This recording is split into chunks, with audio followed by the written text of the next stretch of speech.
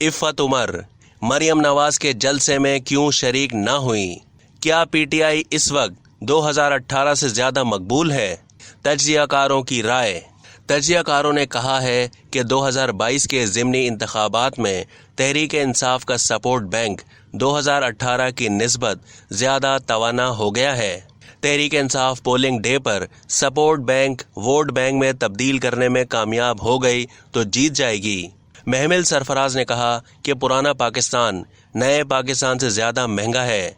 PTI इस वक्त 2018 से ज़्यादा मकबूल है। इफ़त उमर ने कहा कि पुराने पाकिस्तान में आने के बाद उम्मीद नज़र आ रही है। मरियम नवाज ने जलसे में शरीक होने की दावत दी थी, लेकिन बारिश की वजह से वो जलसा मुलतवी हो गया। पार्टी लाइन जो भी हो, मगर फवाद चौधरी को गैर मयारी बात नहीं करनी चाहिए। सीनियर तज्ज़ियाकार महमिल सरफराज ने प्रोग्राम में गुफ्तगू करते हुए कहा कि पुराना पाकिस्तान नए पाकिस्तान से ज़्यादा महंगा है। पुराने पाकिस्तान में पेट्रोल का खर्चा बहुत ज़्यादा बढ़ गया है। हम नए पाकिस्तान से गुजर कर पुराने पाकिस्तान में आए हैं। ये पहले वाला पुराना पाकिस्तान नहीं है। सियासत और मीडिया में बहुत ज़्यादा तब्दीलियां आई हैं। नए पाकिस्तान की झलक और गूंज अभी भी बाकी है। नया पाकिस्तान का नारा लगाने वाली पीटीआई इस वक्त 2018 से ज़्यादा मकबूल है। महमिल सरफराज का कहना था कि पीटीआई, पीपल्स पार्टी और नून लीग के लोग इकट्ठे हों तो बहुत मज़ा आता है।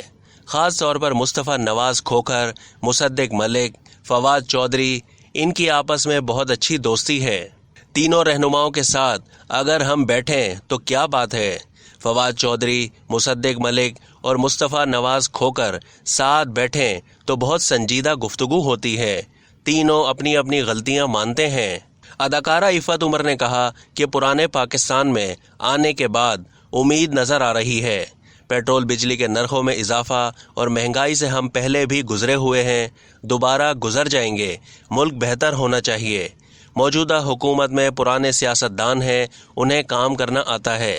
उन्होंने पहले भी मुल्क को ठीक किया था, अब भी ठीक करेंगे।